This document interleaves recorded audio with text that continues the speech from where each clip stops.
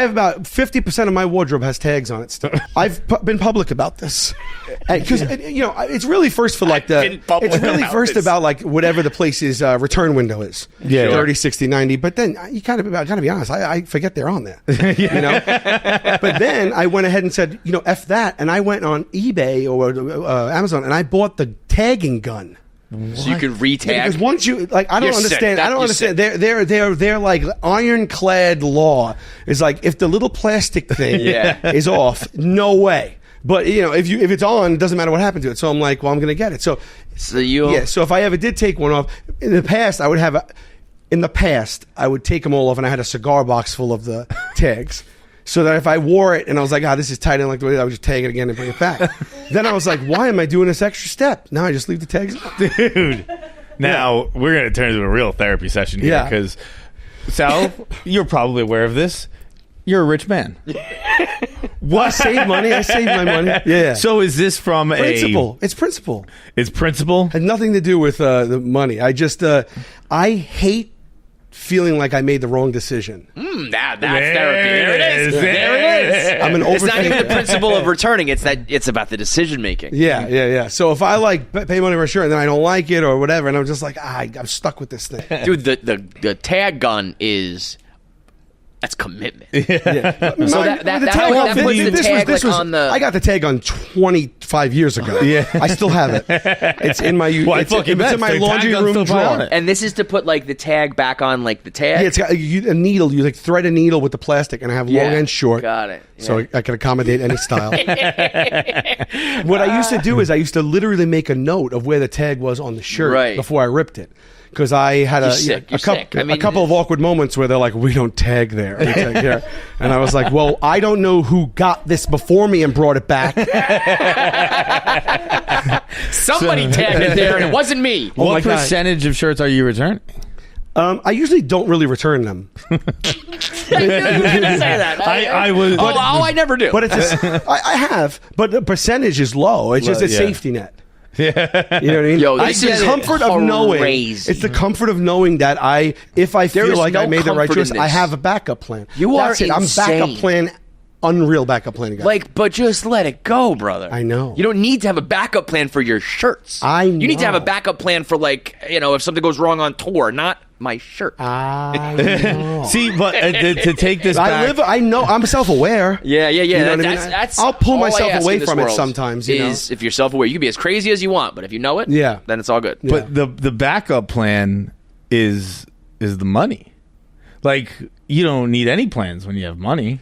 Yeah, but you don't even need the first plan. On principle, I also don't like to be wasteful. Yeah, that I get. That I get. Where you're like, I don't want to wait. But one time, whenever Wii came out, right? The Wii, Nintendo Wii. Yeah. So I got it at Target, right? I brought it home, and for some reason, some discs didn't play in it, like for months and months. Like the Wii Sports it came with, it wouldn't play. Okay. Right? So that was out of the box. I knew this.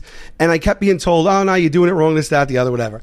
And it's the disc. So I brought it, finally, months later, I brought it to a friend's house, I put it in, and the disc worked. So I'm like, something's up with my Wii. Yeah. Right? So, but it was past Target's 90-day return period.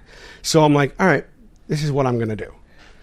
They're not going to get over on me. So what I did was I keep the boxes for my electronics, right? I know what this is. So I packaged the Wii up as it had come, and it was in neat condition. And I went to Target and I bought a new Wii. And then, but here's where my plan went horribly wrong. Crazy. I bought a new Wii. And I made a thing about it, right? I was like, I'm buying this. I was like, what is your return policy? Because I'm buying this for my niece. And I just want to make sure, like, she wants it or, whatever. Yeah. And they're like, 90 days. I'm like, okay, great. I walk out to the car. I get my Wii. I put the new Wii and I walk right back in. I go, I just called my sister. She already bought it. Right? There's levels to this shit. Because I wasn't going to make 2 trips.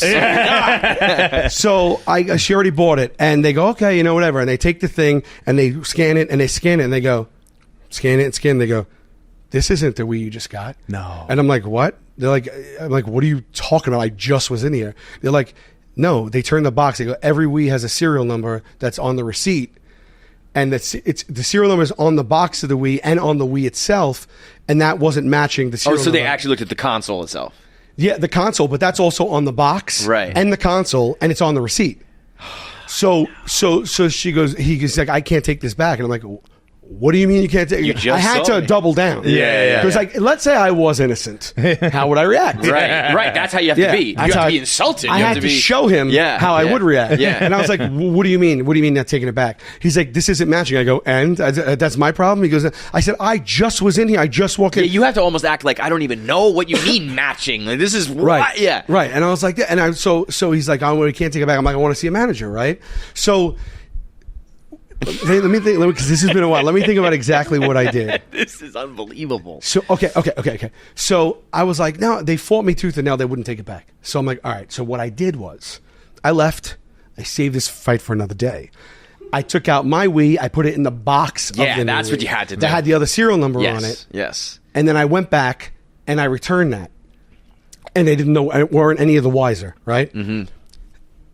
A couple days go by, and I'm thinking, and I go, oh my God, I didn't clear the hard drive. All my information is on there. All my me's, like my face and everything, like the little guy that walks around and says Sal Vulcano, around, it's all still in there. My credit card is stored in there. It's all in there already. It was like that moment at the end of Usual Suspects when he drops the things like Kaiser. So I was like, I remember when I found out everything was in slow motion, like the beaches of Normandy. And I'm like, what am I going to do about this now? Yeah. So I called up Q, my buddy from the show, whatever, because he was with me through all of this. God love him. And he's like, we got to go back. I said, what do we do? He goes, we have to look at the box you still have that is the actual serial number, and then we have to go in and find this, and I went back in, 2 days later, we don't even know if it was sold. Right. And they, believe it or not, you would think that it would be under glass or whatever, but all the Wii's were just, in boxes, like accessible. You found it? And I found it. Yeah, there was there was like 30 Wii's there, and we just were going through all the things. But now I had to get that back. Right. So I had to buy it back.